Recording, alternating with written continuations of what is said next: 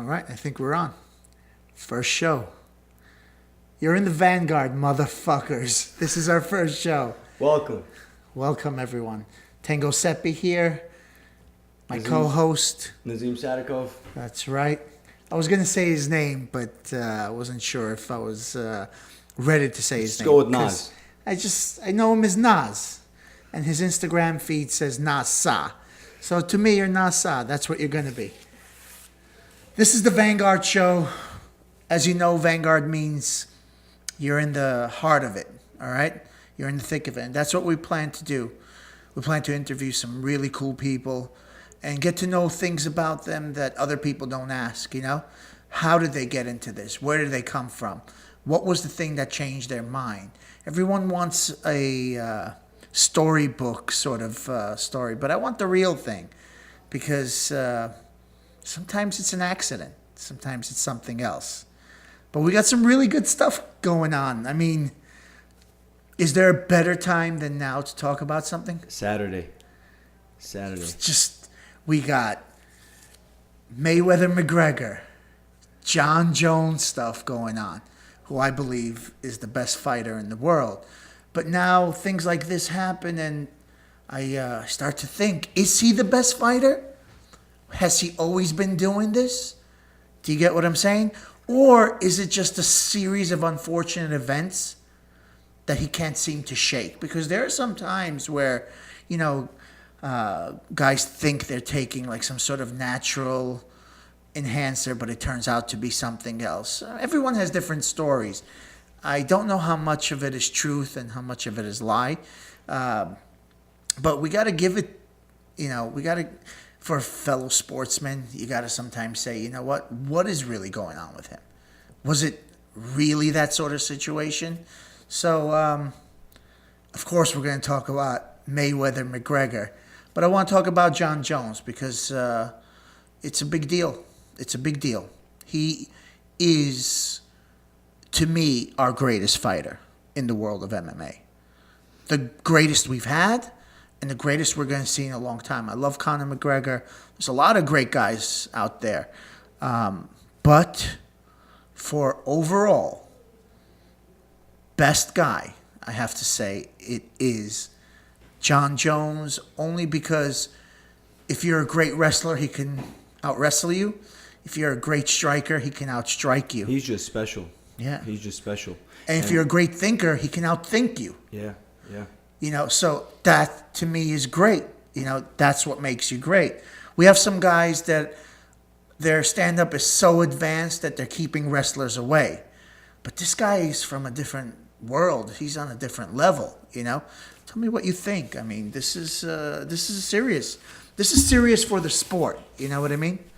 First of all, I want to say that it puts the light heavyweight division in a strange spot. Daniel Cormier is now the number one guy when John Jones is not around. And now that John Jones is on steroids or got caught using steroids or however you want to put it, it puts Cormier in such a position that he fought so well against a guy that used steroids. So had he not been on steroids, could have that given him the edge to be able to pull off a win? So now there's so many questions for Daniel Cormier, and I know people are going to say that a win is a win. John Jones won. Doesn't take away from his skill, but it still gives that extra edge that I feel was the difference in the fight. I don't think it was a domination. I think Daniel Cormier was fighting well. I think the fight was close, and I had it 1-1, maybe 2-0 going into the third round. And the third round we saw what happened, but that's my thought on John Jones and the steroids and the position that Cormier is in right now. Look, Jones got hit with some massive shots, and he just almost seemed like nothing to him. He got hit with some good shots, and Cormier is a short guy. He's stocky. He's planted. When he hits you, it's gotta hurt. I've seen some force. He was fighting diverse as well. He was using his kicks. I saw John's head go back, and now I've never done steroids, and I don't know what it's like, but I've had my opinions about them. Now, does it make you a better fighter? Does it make you stronger? Of course it does. We know that. But does it make you a better fighter? Do you get what I'm saying? People use it to heal, right? To perform beyond their will sometimes. That's what I meant when I said about John Jones' skill. We can never take away from his skill, and he will always be considered one of the greats. But because of this, now he can't solidify his legacy. He can't go out there and prove again and again why he's the best. Now there's these questions, and it's unfortunate. It's unfortunate because it was never a loss to an opponent. And how about us never getting around to Anthony Rumble Johnson versus John Jones? That was a really interesting matchup to me, especially when it was supposed to happen back in 2015. Listen, I love Rumble, and I thought he was going to be the man to beat John Jones. That's right. Not because I felt that he had a complete package superior to John Jones' complete package. I'm just saying that he could hit him. And he put so many people down. He just couldn't put Cormier down. And in his last fight, he just gave it to Cormier. He didn't even fight. You know, he took his payday and he left, you know. It was strange how things unfolded for Rumble specifically. It was strange how things unfolded. He was getting that title shot in May 2015. And John Jones, forgot what the situation was then. I don't know if it was the car accident or no, he was out. He was just out for the I think the cocaine. Oh yeah, from December, I believe, right? Something like that, or something after OSP. Yeah, he wasn't suspended for steroids before. He was on suspension for other things. I think Rumble Johnson could have given John Jones that fight because of that stylistic difference, you know. But he did mention something recently. He said that, you know, if I caught John Jones, he would be out. But I think he doesn't deserve that shot. He let it go. He gave it up. He went somewhere else. You know, if you were planning to go out, you could have just gone out in a little bit of style. Yeah, just a little bit, you know? Especially if you're so capable of beating anyone in that entire division just from a one-punch knockout power alone. I thought he was going to go figure out where his problem was. His problem was definitely cardiovascularly. Somewhere in the second round, mid-second round, nearing the third round, he's not himself anymore. He's not that guy that comes out and knocks people out anymore. So change up the cardio, do a couple of adjustments. I think it's something beyond his cardio, though. I think it's something deeper. No, than as that. soon the guy as was cutting to 170 back in the day. I understand, no, but he's not cutting much anymore. As soon as Cormier jumped on him, as soon as they started grappling up, he gave up. His body gave up on him. Yeah. You know, I don't think his will gave up. I don't think it's a will thing. I could be wrong. You never know what goes on in some. But his body gave up. I figured if he goes and he learns what went wrong and fixes it, he comes back with the cardio adjustment or the muscle endurance adjustment or both to beat Cormier, you know? He should have said to himself, all right, look what I did to him. If I would have hit him a couple more times in those rounds, he might have been done. But I couldn't last anymore, so I fixed that. If he fixed it, he could have won. But when he came out this time, I know it was a sobby moment, and it's like, oh, you know. The situation with Henry Hooft in the corner where he stormed out, that was also weird. Henry Hooft stormed out? Yeah. Henry Hooft left. He wasn't there for the post-fight interview in the octagon. Really, I didn't know that. Yeah. It was a strange situation. Something going on with the camps and the Black Zillions split, and Henry Hooft opening up his new location, his new gym, and guys splitting up from Black Zillions. Some guys staying here, some guys staying there. I'm not sure of the exact fighters that went with Henry Hooft and the guys that stayed in Black Zillions, but that was the situation. So it was a weird spot. I imagine it was a weird training camp for Anthony Johnson. If that's how he went out, if that's how he came out and performed, and that's how he came out, and the things he was saying after the fight, and the events that happened after the fight, I imagine that it was a strange training camp from the beginning for Anthony Johnson. that last fight. Maybe, but somewhere in the back of his mind, he knew he was out. And why not go out in a bang? Yeah. I mean, at least fight your ass off. Fight like you've never fought before. I guess, just like Mayweather said, you can give it, but can you take it, And you know what? Mayweather, he's been taking it pretty much his whole career. Isn't that his thing? He makes people give it to him, makes them look bad while he does it, and then he gives his. You know what I mean? So yeah, can you take it? Give it all. See if you could have won this title. And bow out and give it up. This fight would have still happened.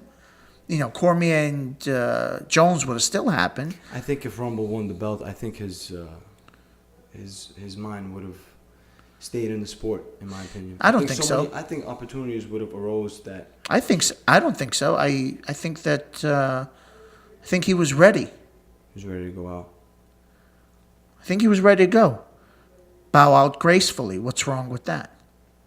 You don't have to continue. You could be a champion. Like, for instance, Dan Henderson. His last fight, if he would have won that title, he would have bowed out. 47 years old. He did that at 47. He would have bowed out beautifully. Just like that line in Jay-Z song. He would have bowed out, He would have said, you know what?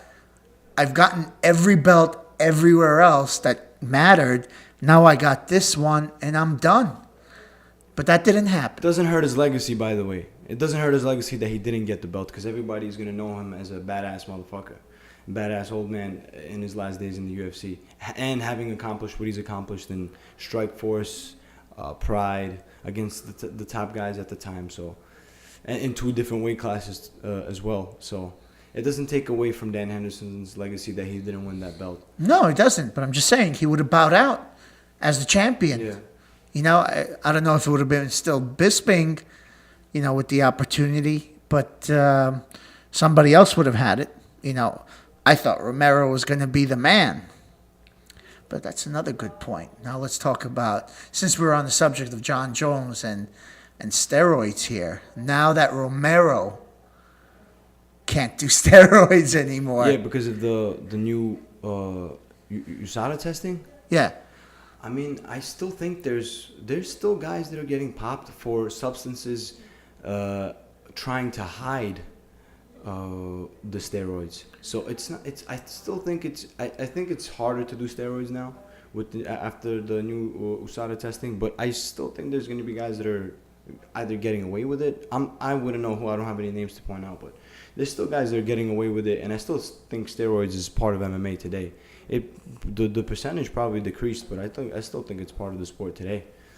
If not steroids, then some other kind of hormone boosters or TRT or something of that sort. No, TRT is illegal. Can't do that. I thought that Romero was going to be the man. Now, when Weidman was the champ, I remember telling someone from his camp, I'm like, watch out for this guy Romero.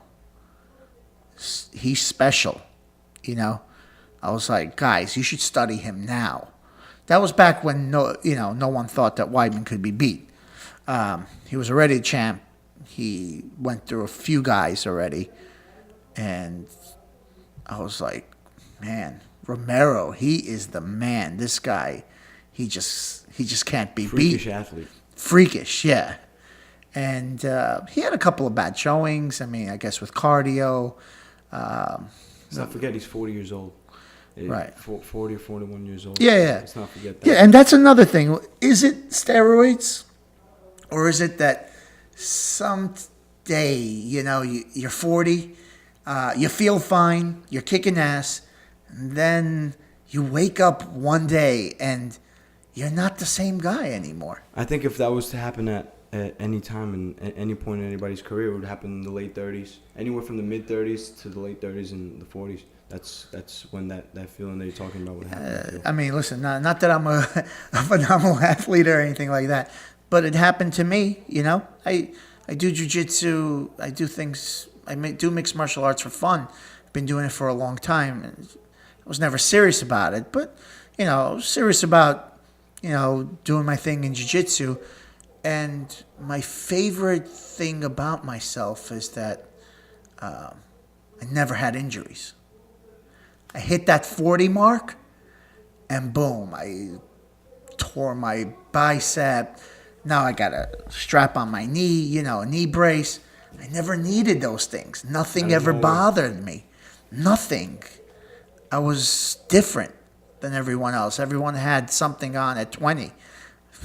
And then at 40, everything changed. It's, and maybe, it's interesting because there was a study done with cooling the core down. Have you ever heard of something like that? No. No? You could get steroid-like results if you cool your core down. How would that work? Supposedly. Is that something that you can do at home, or do you go to a facility, or? There is a machine that's created, but I guess you could do it at home. The theory is like this. It's not a theory. It's already proven. Like, for instance, let's take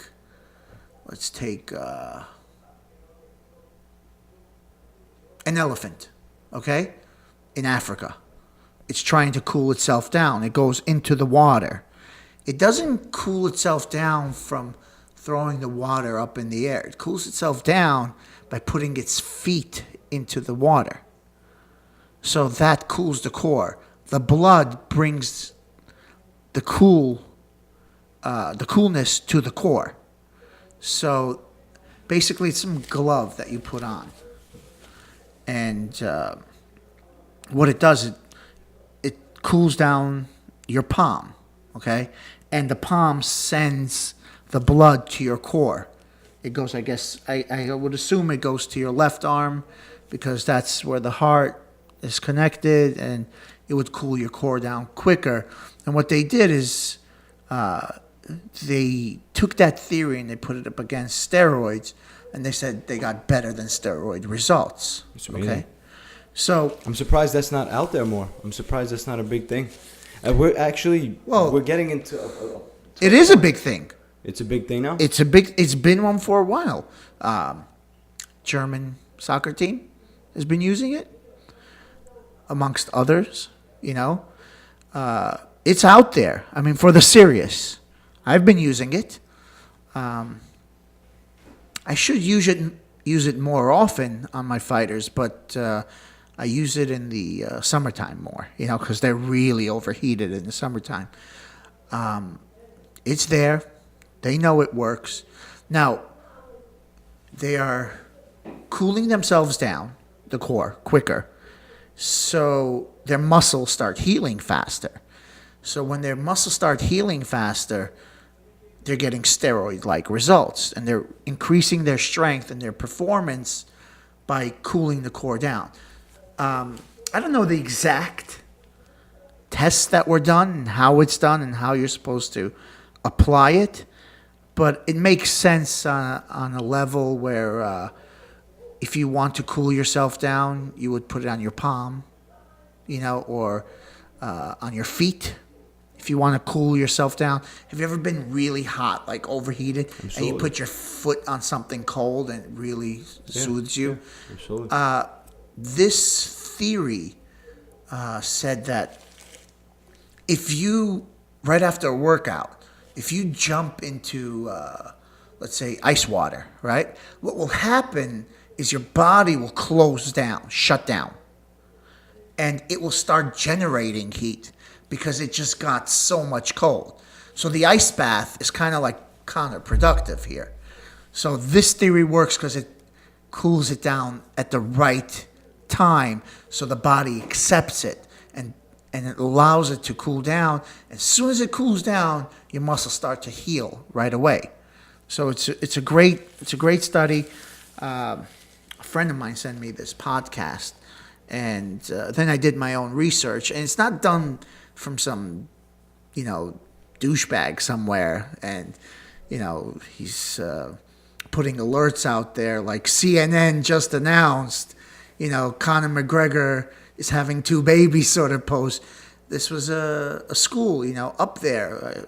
I'm not sure if it was MIT or something like that. MIT is a engineering school, but a school like Columbia, like something with a prestigious name, and they really did this study thoroughly on athletes, and they said that this thing works, and it is the best thing you can get for what do you call it, healing your muscles. So Germany's soccer team got it. Guess what? Did they win? Yeah. That was the year they got it, from what I understand. And that's how long I've known about it, Wow. So it's been around for a while. If it is big, I'm surprised it's not bigger than that. If the results are that progressive, so. Well, you got to understand, the people in our business, they're just regular guys, you know what I mean? A guy like me who runs a gym, who trains fighters, trains kids, deals with family life, deals with everything, maybe I could overlook something like that. If a friend of mine who is in what do you call it? He's this super vegetarian who changed his life because he got some sort of disease that almost killed him. And he became a vegetarian, started going into these, getting into these like different studies of how to perform at your highest level without any sort of enhancement, without drugs, without animal meats, things like that. So he just would text me and be like, hey, check this out.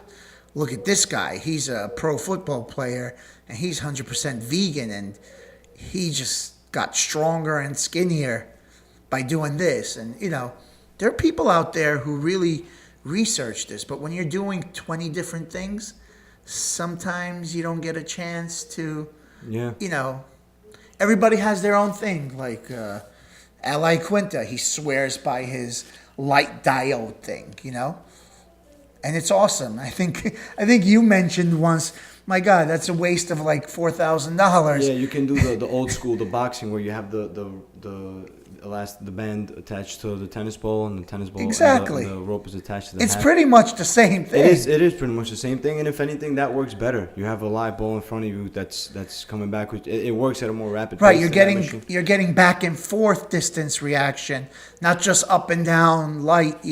I'm sure that helps too in its own way. I'm sure it does.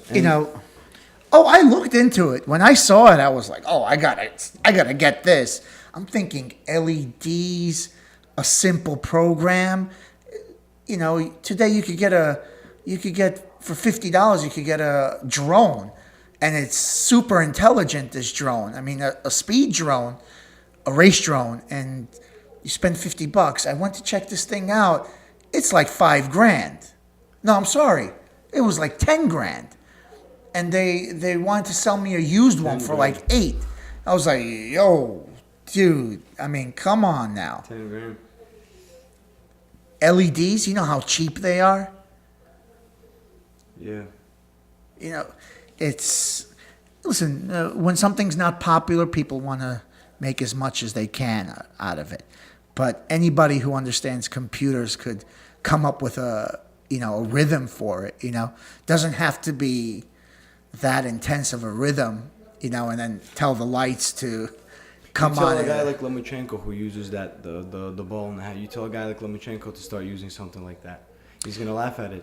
No, Lomachenko I think he's the type of guy who'll use it. I mean, I've seen some videos about him. Yeah, him and his pop are old school, Lomachenko. I know, and look, they're doing puzzles and mathematic equations, and they're doing everything. So he's the best, So maybe a guy like him who can afford to throw out $10,000, Like Yeah. nothing. He's the future of the sport, by the way. Speaking of Lomachenko, the guy moves like nobody in the sport, including He's the Mayweather. present of the sport. Yeah.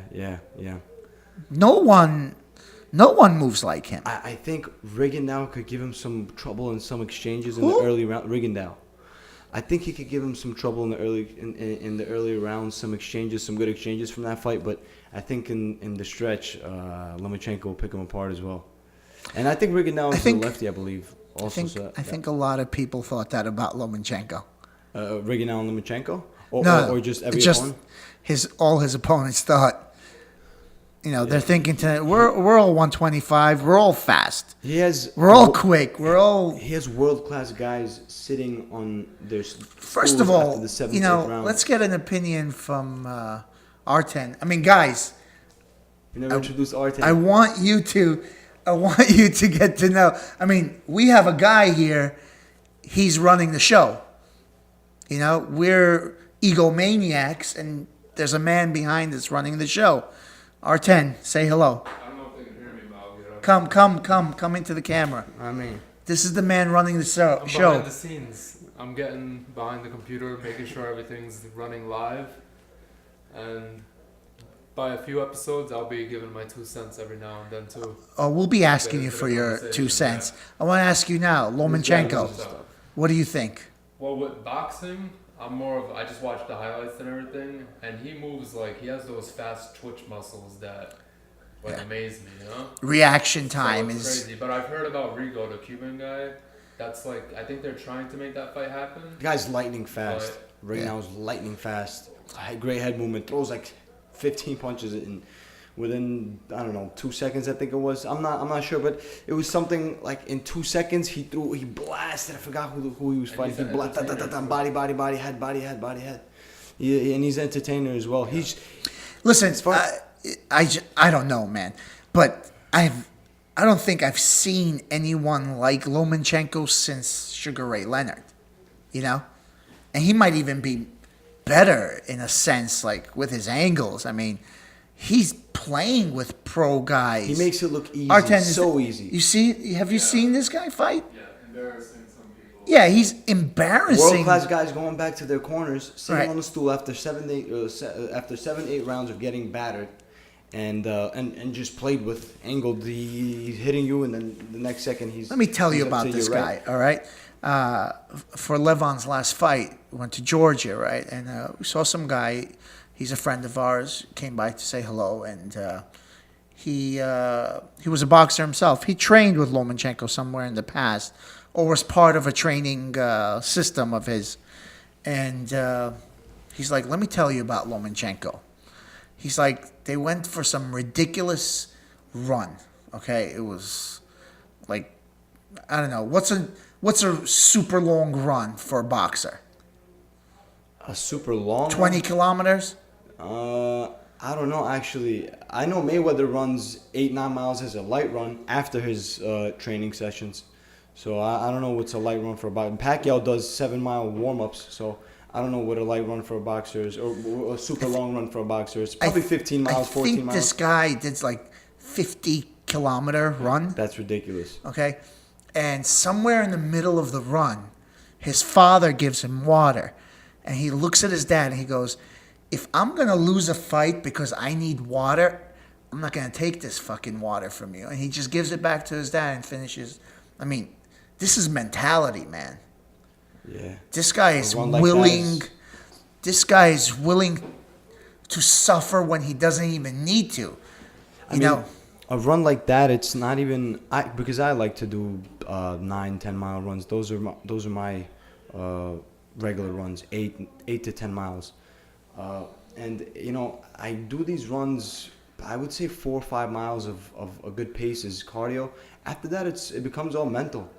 It becomes all mental, and it's not even about your breathing anymore. It's just about your mentality, and that's the biggest part of a long distance running is the mentality, and that's how marathons are done. Marathons are done based on mentality. Mentality wins fights, but mentality goes out of the fucking window if you can't last.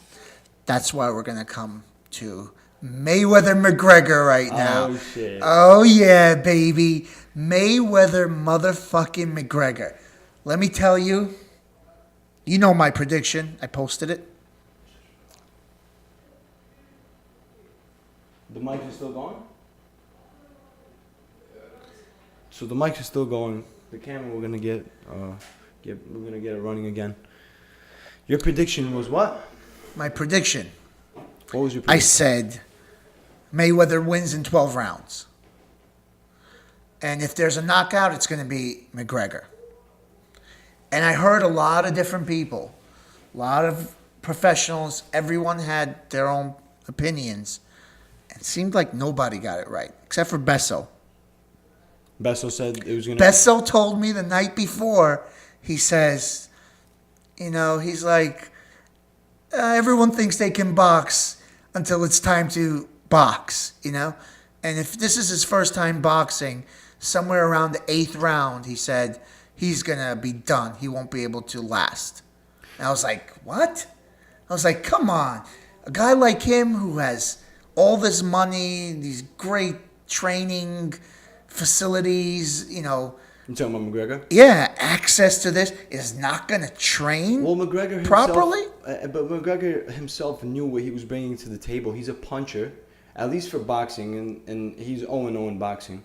Okay, and he knew that he's coming into this fight not with not relying on luck. Of course, he didn't rely on luck, but he knew that he knows that he's a puncher, and he knows that when he connects, people fall. So that's what he was expecting to do with Mayweather. He wasn't necessarily coming in there to box him skill for skill, because even if you're more skilled offensively than Mayweather, Mayweather is still the best defensive boxer of all time. So, and especially now in this era. So, this. I disagree.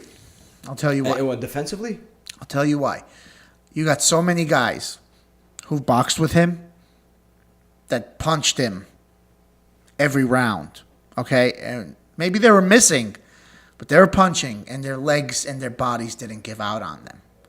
Okay, many of them, okay? Many guys out there.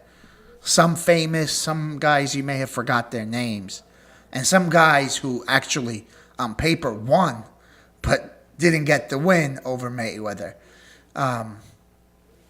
God is with this dude.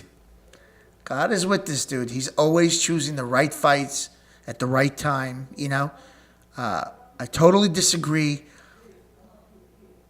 First of all, let's give it to McGregor, all right? Elevated our sport. They brought it to a new level. But McGregor on our side, the MMA side. Not only, some guys are like, oh, he will hardly touch him. Okay, guys, if you think that MMA guys can't box, you're fucking crazy. All right? They can box. He made us look good. He made us look good. They could box at a high level. But obviously, they have to change up their workout, right? Well, it's not sprints anymore, it's marathons. The thing is about boxers, they're boxers to the core. They're so deep in that sport, in the sport of punches, that they move, they stand. Even if you put an MMA boxer in a MMA training camp, they wouldn't last past the grappling warm up because different muscles are being used. And that same goes for MMA fighters. We can punch, we can even box, but we can't box for as long as boxers, because boxers, their entire lives, and all of their fights were based on using those specific muscles. Yes, all the muscles are working. It's a combat sport. Your legs are working, your core is working, your brain is working, shoulders, biceps, arms, everything is working in both sports. However, because boxers are so focused on those 3 punches and that specific style of training. Well, it's more than 3 punches. I don't know why people are saying 3 punches. Well, I say that. Well, you have that was like a little. You have jab, cross, hook, right hook, uppercut, left uppercut. Let's simplify it. Shovel hook. Straights, uppercuts, hooks. No. There's so much. There's so much more. That was my trash talk to boxers the day before the McGregor fight. There's the overhand. No, that. Oh, please, There's there's a lot so to much- vouch. Head movement, footwork like Lomachenko. Lomachenko doesn't even look like a boxer with what he's doing. But that was my little diss to boxers. They may not be kicking, but they're using their legs in a totally different way than others. So they're not kicking with their legs, but they're using their legs. Right, and that's what I was gonna say. They're not conditioned to take. Their muscles not conditioned to take like Right. this. But their muscles are conditioned to move even more Right. than MMA fighters. Because Right. MMA fighters are not as on their feet as boxers are. Right. So that was it. That's Right. the muscles. That's the muscle aspect that I was talking about. There's different muscles being used in both sports. Boxers wouldn't last through a grappling warm up, Right. and MMA fighters can last in a boxing match, but not. How not long down did the they stretch. have? How long did they have since they knew about the fight? 3 I'm months? I'm pretty sure. 2 months? I'm- How many? I'm 3 pretty- months. I'm pretty sure behind the scenes they had way more than 8 weeks. But from the time that the fight was close to signing, it was 8 weeks. And the first press tour was 8 weeks, that's 2 months. yeah, 8 or 9 weeks, I believe. And the press tour started 3 weeks after the fight was signed and announced, 2 to 3 weeks. But I'm pretty sure that behind the scenes, especially with all the build up to this fight, I'm pretty sure they were preparing for each other. Because all the way from March and April, I believe it was, that was right before I left. So the there you town. go. I mean, you take someone who's used to boxing, who's not boxing, he'll get in shape in 8 weeks. But if he's not used to boxing, he can't get in boxing shape in 8 weeks. I don't think so. But I think Conor McGregor knew that he wasn't going to get in boxing shape. He was going to get in his shape, in his best physical shape that he can. He could have used the shape he's in now for MMA. Oh, However, he came in. He knew what he was bringing to the table. It wasn't going to be skill for skill. It was going to be a dirty fight. He was getting behind the back, as we saw. He was getting dirty in the clinch. He was pulling him down. He was even. I'm sure it wasn't intentional. He doing wasn't it, but it getting was- dirty. It was easy to take Mayweather's back. Mayweather was giving it to him. Well, you can't. Mike Tyson said it himself. You can't fight Mayweather clean. The guy's just too perfect of a fighter at that distance fight. But I was actually surprised when they were at range with each other. How the exchanges were going in the early rounds. Mayweather was making Mayweather miss, countering him with uppercuts, hooks, straights. That was beautiful to watch. I think that's what got my hopes up for MMA fighters as in boxing. There you go. It was beautiful. He proved that Mayweather's not a better boxer than him. He's more experienced. He's more experienced. He knows how to train and how to utilize the rules of boxing and how to maximize the training for boxing. And that's because Mayweather didn't even seem like he was tired. He was having fun there. He was kind of Yeah. yes, he was taking punches, I think he was nervous in the first 3 but rounds. the power off of Conor's punches left him after 3 rounds. Yeah, I think he was nervous in the first 3 rounds. Even with the smile, I think it was after the 3rd round, he sat on his stool and he smiled at the camera. I actually think that was a telltale for me that he's nervous because, Who, Mayweather? Yeah, the way... I maybe disagree. after the 3rd round is when he already found his comfort, and maybe that's why he smiled. But the first 2 rounds, just the way he was moving in his body... I don't think he was nervous. I think he didn't even think that guy would give him all those punches. He was sort of frustrated. He's like, wait a second.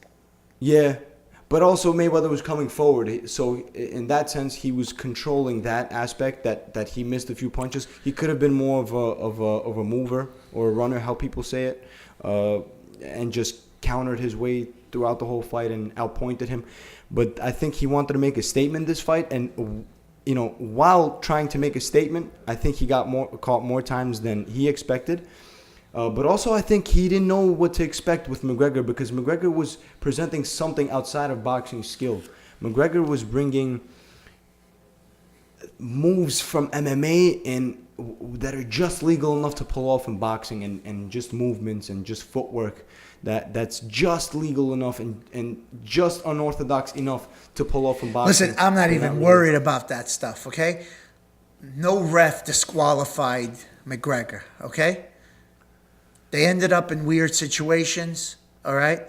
Props to the referee, by the way. He let Man certain should have taken situations go. advantage of those situations, and he did. Let's talk about the facts here. He his muscles gave up on him because McGregor's a fucking killer, man. He's the man. He's not scared of anything. It's not his will. His muscles gave up on him.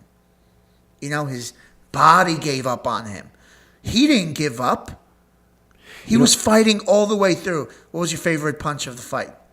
Oh man, now that you put me on the spot like that, now I have to shuffle through because there was a couple exchanges. It's got to be the first one on your mind. You know what I thought was it was new to see in boxing that I liked when Mayweather turned his back and the ref kept letting it go. It was just amusing. I wouldn't say it's like that was my favorite exchange of the fight. For me, but the uppercut. It was the uppercut that for me, it's none of those. For me, is what I expected to see from McGregor. What I wanted to see. I thought he was going to do some sort of true heart, Nick Diaz sort of make fun of Mayweather sort of thing. I really thought that was what was going to happen, but it didn't. He took it real seriously. I love the first exchange. Maybe even too seriously, because he did come out like this. Here's the thing. My favorite punch is Mayweather was already stalking him, and the ref was breaking it up. And he's trying to explain to the ref that every time you break us up, he's right behind you ready to punch me. And so when Mayweather came in, he just boom punched Mayweather. Oh yeah, I remember that. Was the Round best. 5? That was the best punch for me. It was my favorite punch. That's what made me laugh. That's what made me smile. I think McGregor took it a little. I mean, I know he was serious about it, but he came out like this. I wanted a little, It's what? I think he should drop the song, the first part of his song. What, the Irish? Yeah. No, absolutely not. No, he should drop. Absolutely not. It made him all. It makes him all like. I like that he came out with a shirt. There's so many things Come that go on, to be who you are. You're the fucking Notorious. Boing, ding, ding, ding, ding, ding. Come on, Notorious. Yeah, you got to be that guy. You got to come out. Be you. You could do that song afterwards. You could tell them, you know what? After I win, play me the other song. Where were you watching this fight? And there's a specific reason why I asked this, because where I watched it and the scenario I was in was new to me as well. And I was watching it in Brazil. In where? Brazil. What do you mean in Brazil? My wife is Brazilian. Oh, okay. And she has Brazilian TV. Oh, so they were... So in Brazil, there is no pay-per-view. You have this channel called... Maybe I shouldn't tell these people. People are going to stop buying, And start buying Brazilian TV. The American networks are going to call you out. I'm not going to say anymore, all right? So I saw it with Portuguese commentary. But it was high def, so... Fighting has one language, you don't need to speak anything. I saw it, I saw it at home. I saw it in this party bar with people around. I don't like that because I don't either. But I like to think when I watch fights. Absolutely, and Artan and I always get together for the fights. We're always talking, analyzing. I can never pay attention. We never like to be around people that are loud and drunk. But this was the one occasion that was unique to me, and this was the one occasion where I did want to go out and I did want to see the public and their reaction, and I was actually. It was so pleasantly surprised because for the first time, our sport or our sports, combat sports, was it was the shit for that night. For that night, everybody and their mother were sitting there watching this, invested, choosing a side. Are you with McGregor? Are you with Mayweather? And I was in a bar that was literally 50-50, and it was an amazing atmosphere because everybody was invested and almost emotionally because everybody has a specific love for McGregor, and same goes to Mayweather. So it was for the first time ever, because when you're watching something like Chuck Liddell versus Tito Ortiz, when I was starting to watch UFC, it's weird because you go out anywhere, like let's say to any bar, there's just a few tables watching, a few people that are there just for the bar, not paying attention. The whole place stopped what they were doing.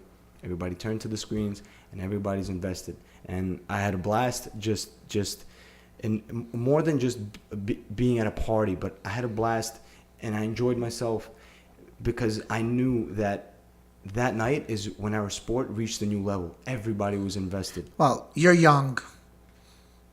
It's Thank good to you. look at life that way. But I'm an angry old man. Shout out to one of my students, Angry Old Man. Check out his music, Angry Old Man. Listen, I hate people. When it comes to me thinking, because I always tell them, I don't know if you don't hear me with all the kids, but I tell the kids, position over submission. It's not the punch that knocks you out. How did it get there? That's what's important to me. And people are just too distracting. So it makes me fucking angry, I'm definitely going to be the guy who is going to be screaming at kids, get off my fucking lawn. My fucking lawn, get off my lawn. Can't wait to see how this podcast will Listen, we need a millennial. But I understand that when it comes to this, I understand that, I usually get together just 3-4 people at my house that understand the fight, and my papa's. I don't even like 3-4. I don't even like one person. I do. Even if it's a close friend. I really don't. There was times where I had 20 people in my house, 25 people in my little apartment, but I used to also live for 2 those people. days. I mean, before UFC was even popular, my friends would come over. It was popular to us. It was the old school time, and I loved it. But now, as a trainer, You just want to focus and analyze and watch the art. always I always want to learn. That's why I love McGregor. I love the way he looks at things, because that's how I look at things. He's a lefty. I'm a lefty. You're a lefty. I think, Southpaw Nation, baby. yeah, baby. Southpaw Nation. Lefties think differently. Yeah. Yeah. We're they smarter. We're better. They view the world Fuck differently. righties. No, it's not about better or worse. It's just, it's just different. And it's refreshing when other people look at things similarly to the way you do. Not that I want everyone to be like me. I like other people's opinions, but I'm just saying there's some approaches. You know what? He may be doing this and people are laughing, but you know what? Maybe he's not getting any shoulder injuries because of that. I gotta research that, by the way. Or pec injuries. As to why lefties think different. There has to be a science behind it. They really do think different. There's something about writing and using your left hand and being. And there's being also, a lefty. you got to understand, there's a placebo effect to thinking differently. If you believe, drinking grass makes you better, it makes you better. And lefties are really prone to doing shit That like has that. its limits to it, though. That has its limits to it. Like you. Yeah, can't my take a limit is sip- drinking piss. No, you can't take. This is actually something. Talk to Lyoto Machida about that. Because, this That's is why something I that- know. That's why I said it. Yeah, All right, but I'm just saying, Lyoto Machida. I don't think he's a lefty, right? No, Lyoto. he is. I don't think he's a natural lefty. I think he's a righty. But Not he that fights- lefties are the only people who he see fights things. southpaw. But I'm just saying, if you believe he does, then Yeah, he's he a fights lefty. southpaw. If you believe something works, then it does. The placebo effect is real. It's there.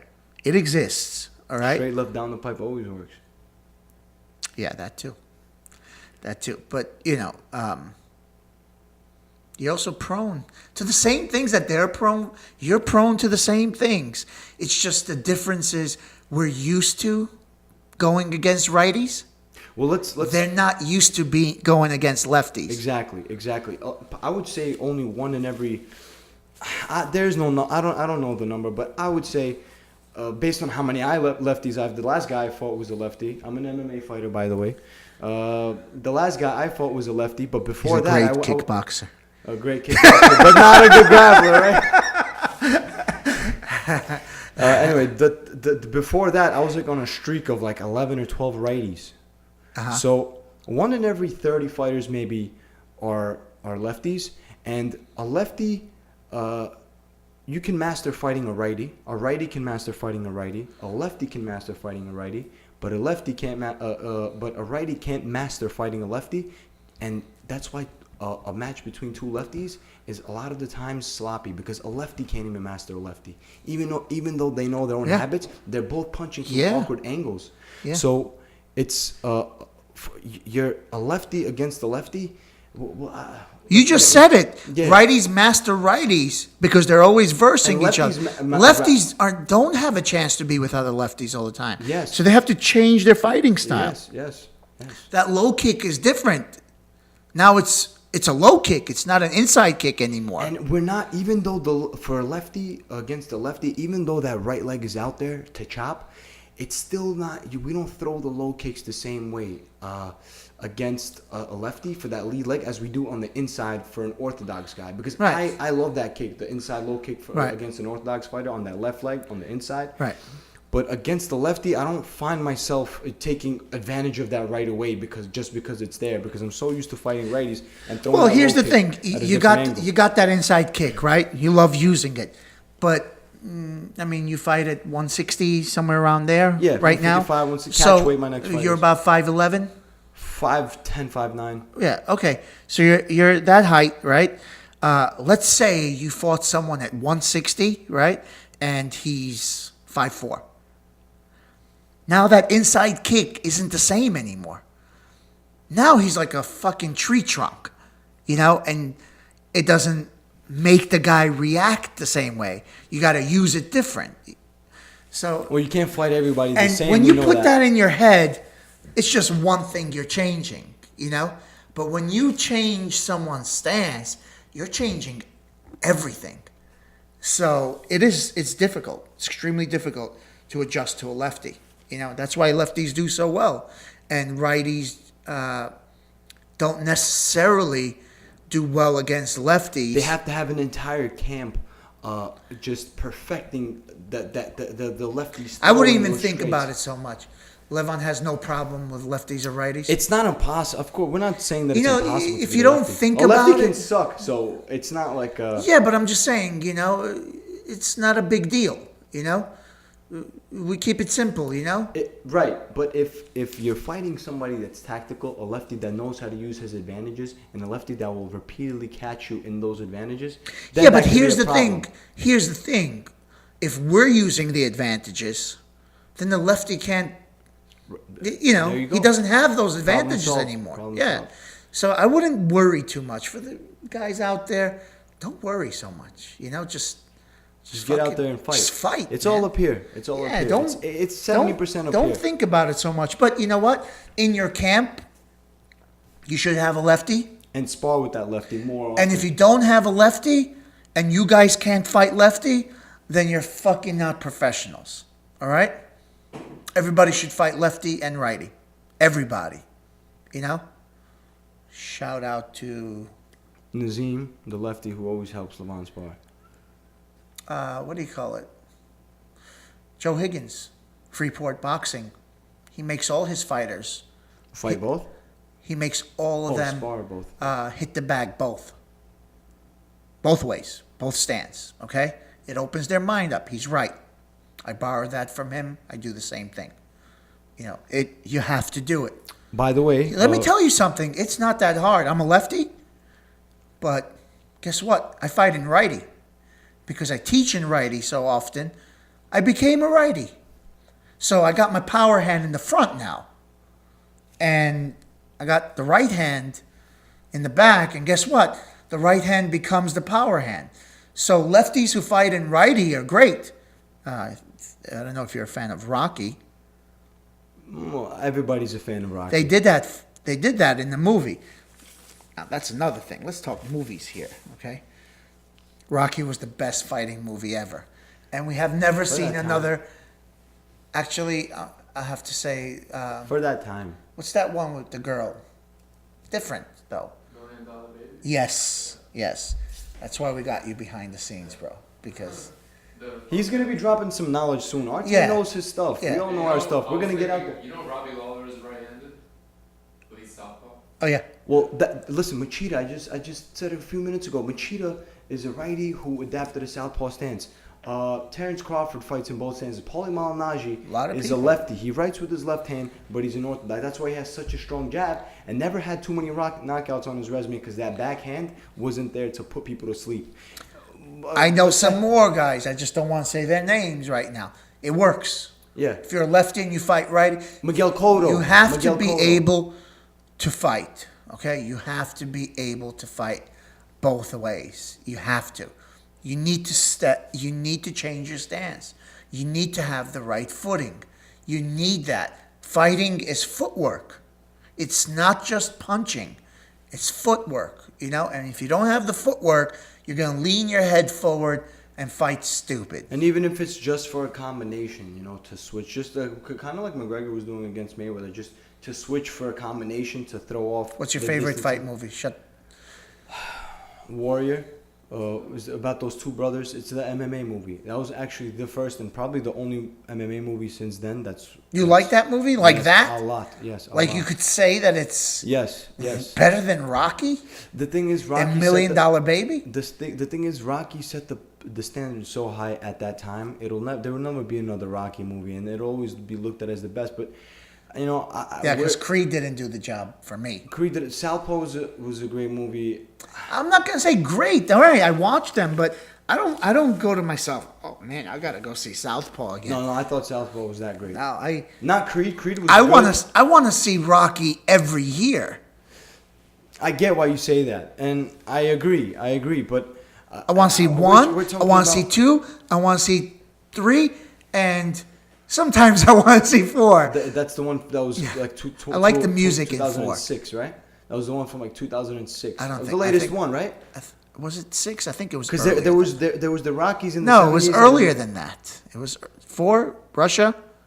What? Drago. Oh, that's 4. Okay, so that was what I'm talking about is 5. That was already 5. I don't even want to fucking talk about 5. I don't even want to talk about. You don't even want to compare 5 to the first 4. No, I want to gun down Tommy. That's what I want to do. We needed closure. It was so though. bad. We needed closure for the Rocky movies, and I think 5 did the job, just for closure. But I think all that time apart, I think they try to do it like a kind of like a retro thing. I thought Creed was going to be amazing, and for me it wasn't. I know it won an Oscar or something like that, or Emmy or whatever it is. Did Southpaw win an Oscar? Or no, any award? I don't know. Because I thought Southpaw was better than Creed personally. I'll tell you that Rocky got the essence of a fighter in every way. All the other movies are almost Hollywood in comparison. Do you understand? I understand what you mean about Warrior. It had that, down home feeling, but it was so unrealistic. Yeah, a fucking guy comes out of the army, all right? Unrealistic. Rocky is a guy comes out of the army or whatever. Escapes. Marine. Doesn't matter if he escaped. I'm just saying, he comes out, right? Doesn't train. He trains to kill people, right? Doesn't train.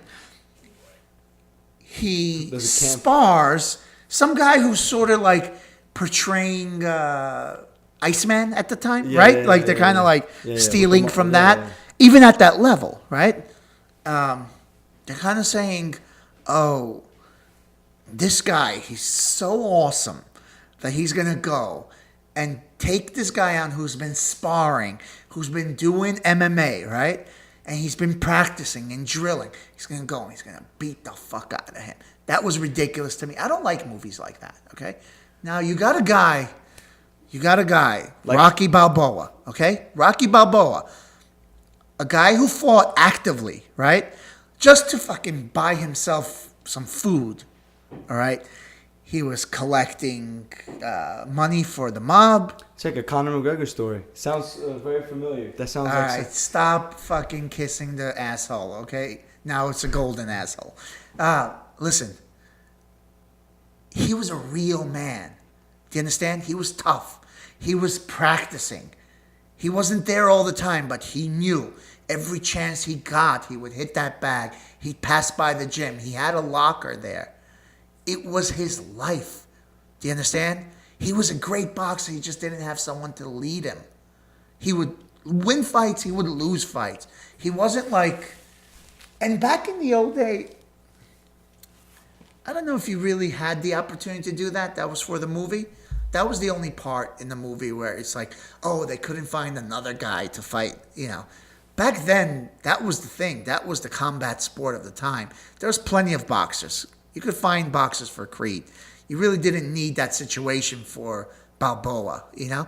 But the movie implied that Creed was so awesome, nobody wanted to box him, you know? They wanted to go out there and, you know, basically find someone that represents the people so that Creed could fuck him up. You know, but Creed wasn't the bad guy. He was a showman. He was Conor McGregor. Do you get what I'm saying? He was that guy. He's an asshole. You know? But you know what I meant about Warrior was. Let me finish. Hold on. Oh, okay. I'm sorry. Go ahead. This No is so problem. important. Go This on. is Rocky. We're not talking about Warrior. All right. We're talking about Rocky here. All right. I was gonna bring up Fight The Club. music, iconic. Yeah. All right. Yeah. Iconic. They don't even write music like that anymore. The sadness, the grit, iconic. We felt it. We knew it. We were living in places like that. You weren't even born then, but we were living in places like that. We understood it. Nobody had all these cool things we have today and slim cut, what do you call it? Jogging suits and, you know, yoga pants. We had gray Russell Athletics. They fit horribly. They all had holes in it. We wore them up to our fucking necks because we didn't have any sense of style back then. It was real. It was beautiful. That's what I experienced with Tyson my said it Glechis. the other day. Back then I was a killer, and these boys today are businessmen.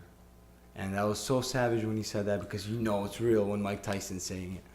But I was gonna bring up Fight Club. If we're talking about any fighting related movies, like anything to do with fighting, or if we're talking about MMA or boxing, I would say Warrior. But if we're talking about anything fight related, like underground fighting, bare knuckle fighting, boxing, whatever that was in Fight Club, whatever you want to call it, then that's my favorite movie, and that's hands down the best movie for me that has to Fight do with Club? fighting.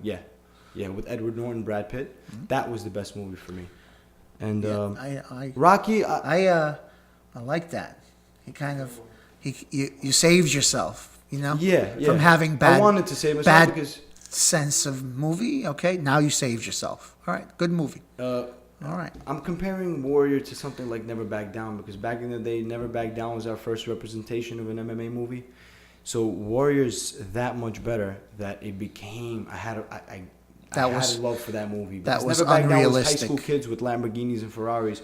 That was unrealistic too. Yeah. That was really unrealistic. But Warrior was more realistic, and it actually did hit me in the heart, especially the ending scene, the ending part with the music, the way it was. But of course, Rocky's iconic. Rocky has its symbol on everybody forever. That's known by everybody in the world. Yeah, we course. come from a different time. Yeah, so I understand why Rocky's the best. Even for me, watching Rocky What now. about Karate Kid? The real one, With what's his name? Ralph Macchio. Yeah, I get it. Yeah, not Will Smith's son. No, The old one. I won't even watch that. I mean, I liked it when I was younger. But It's just yeah, ridiculous. rewatching these movies young, it's so corny. Same thing with Mortal Kombat. It's like rewatching Bloodsport. Is so it's boring. cringeworthy when No, you rewatch no. these movies. What, Bloodsport? Bloodsport with Rod Van. Yeah, okay, but that's still Jean-Claude Van just to hear the guy say "Okay, USA." That's the best part of the movie. Yes. Listen, yes. watch Karate Kid, the original, I did. from beginning to end, Yes. and you didn't feel it. Feel what? You didn't feel the greatness of the movie, the things that Miyagi was saying, Yeah. how it made sense in real life. I mean, it's blurry to me because I haven't watched it in a while. Here's the But thing. I remember watching. I remember think what I back felt in as a the kid. old day, back in the old days, they kind of they kind of really took the essence of what they were trying to show, and today they're just trying to give you the theatrical version of what they're trying to show. You know, it was different. I pick up on these things. Not because of the quality, of course. I mean, the quality today is amazing, you know, but still, the story is what does it for me. What does it say? I say and do things here at the gym. I train the kids like Miyagi trained. You know, I heard your preaching the other day where you sat the kids down. That's good. That's good of you to do that. Of course. You need to do that. Every trainer, I feel like, you needs have to, do to that. sharpen their mind. Yeah. That's You what have to separates make them aware of things that their parents don't have the time to make them aware of. That's know? what separates those kids and their classmates in school. So Mutant MMA, by the way. Mutant MMA, baby. I got George's shirt on. Oh, show the Mutant MMA. Show it. Show it. Mutant MMA. Long Island, New York. Oceanside. We kick ass. We take no numbers. So yeah, the Karate Kid. The memories or how I felt are blurry, and I'm pretty sure if I rewatched it now it would be corny. But I remember as a kid enjoying the movie. I remember that it taught things that you can relate to, like bullying in school, and then they have that bully, that bad guy, and then you have a crush, and then you have a competition with this guy, and it gets physical at times, and it's something not every kid, but it's something that people that the movie was kids that deep. can I'll tell relate you to. why. Because yes, the teacher is a big part of the student. Do you understand? Yes, there were guys who were learning karate and bullying people. The teacher. Yeah. It's important. It's everything. So it wasn't like these days. It's a little different. More people understand that. So you don't have martial artists bullying people in school. I mean, maybe there are. I mean, I haven't been to school, but back in the day, yeah, guys who knew martial arts, or if they didn't, they tell people they did just so they could bully them. I'm a black belt in this. How parents do that? That fucking mentality drives me crazy. My son is a black belt. How old is he? 7 years old? Get the fuck out of here. Black belt. Belts don't, unfortunately, belts don't mean shit anymore. Black belt. The belts that matter are the ones- His hands are registered in the police. That's bullshit. That's bullshit. What the fuck is? How could That's you be a bullshit. grown When somebody man yeah, say something like when that? somebody's standing there and telling me that their hands are registered, that's exactly when I know that everything that came out of their mouth from the moment that the conversation about this started to that point when he said that is complete bullshit. So just for everybody out there, there's no such you don't come into a police station and register your hands like with this technology that they register you, and then now you're walking around and whenever they pull your ID up on their screen, it says that you're a black belt or a champion MMA fighter. The way it works is like this. You punch somebody on the street, you're an MMA fighter or have any background in martial arts, you hit somebody on the street, they fall, they open up a case, the police start doing a background research, and you just so happen to have a kickboxing competition 2 years ago. You signed a waiver. Now you're part of an organization. Let's say, I'm not going to say Don't say names. Yeah, I'm not going to say any organizations, but you're part of an organization. You're in that organization. You're registered pretty much forever. You're on their website and everything. You have competed part of their sport or videos on YouTube. So the police look you up. They see that you're part of an organization, you signed a waiver to fight for them in the past, or you have a video on YouTube. There's your registration right there. But there is no, you come in there and you register. It's not CIA, it's not Listen, secret police services. don't have access to the people who signed a waiver here, you know? Listen, we have a 7-year-old 4-time champ here, all right? In grappling, all right? You got to put me up against that kid, by the way. You've been talking a lot of he'll shit choke about you out. how I'm... Ethan Baby Hulk, the Destroyer. I want to be the star Ethan student. the Baby Hulk He's taking Destroyer. my shot. All right? I hope I say this right. Julia. He's my student since he was 4, and he's amazing. Watch out for him, world. He's already proving it. He's proving it in the grappling world, and he's going to prove it. That's the kid with the mohawk, right? Yeah, but he doesn't always have a mohawk. But yeah, he has one now. Yeah, he's a nice kid. He's a Nice really kid. He's one of the greatest souls you'll ever meet. And he's that sort of guy. Like I told you, Lomachenko. Yeah, you can bring He's him that up. guy. Yeah. He's going to find ways that are going to test me. Today, I made him do burpees because he didn't pay attention to something. I asked him to do 20, right? And he's like, let's do 50. I was like, okay, 50 sounds good, because they were talking or something. They finished 50 burpees, and he's like, Tango, can we do 100? That's the boy.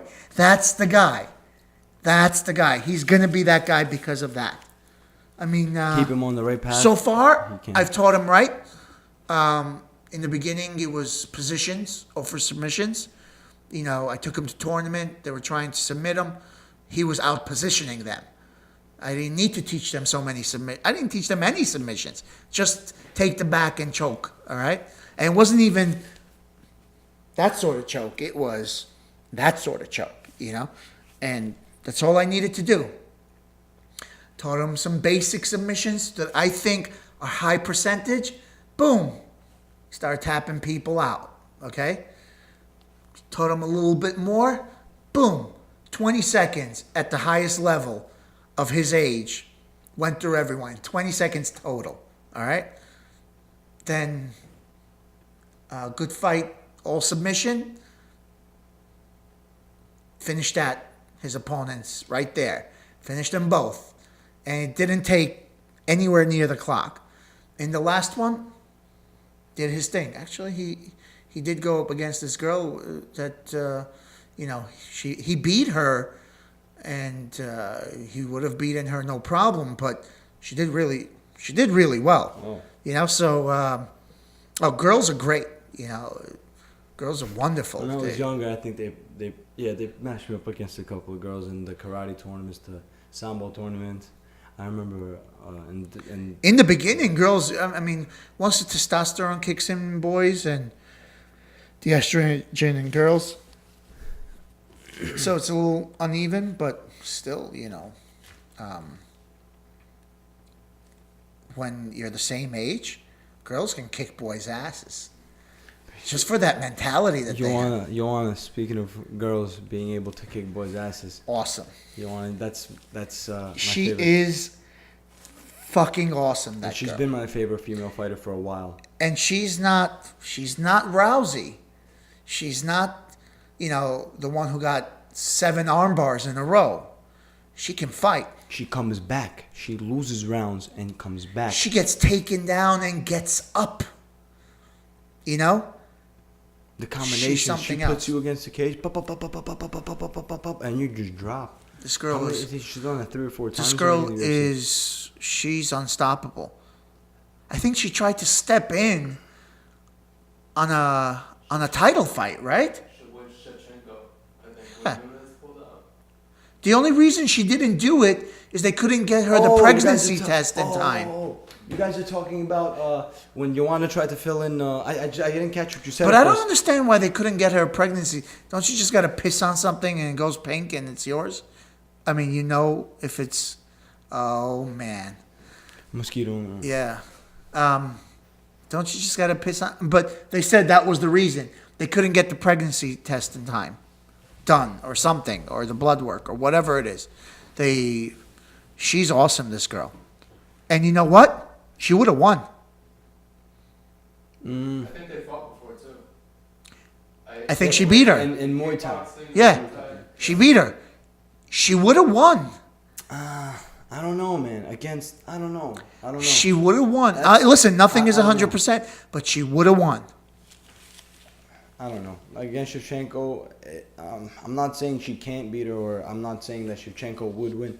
That's the one fight, actually. There's a lot of fights like that, but that's one of those fights where I just don't know how it's going to look. I don't know what. I know there's going to be great exchanges. I know it's going to be a great fight. It's 2 stand-up girls who both have great takedown defense, know how to grapple, and the complete package. But they would have stood there in the center of the cage and unleashed some beautiful combinations against each other. It would have been a beautiful stand-up fight. I know that. But as far as who would win and how the fight would look in the long run, I have no idea. She is something else, man. Yeah. Anyway, you know, As is have we Shevchenko. been going for about an hour already? Hour, 10 minutes. Yeah. I think that's good for our first show. This is episode 1, guys. And if you watched this, thank you. If you watched it a year from now, thank you. All right? We're growing, and I think for beginners, we didn't do such a bad job.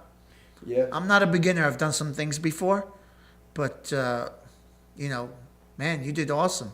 Thank you. You should be proud of yourself. Thank you. You just we're gonna speak get into the ball microphone. We're gonna get the ball rolling, and I've been in the sport. I've been training in general. Let's say from 4 years old. I have a lot of IQ up here, so I know. Stop talking about yourself.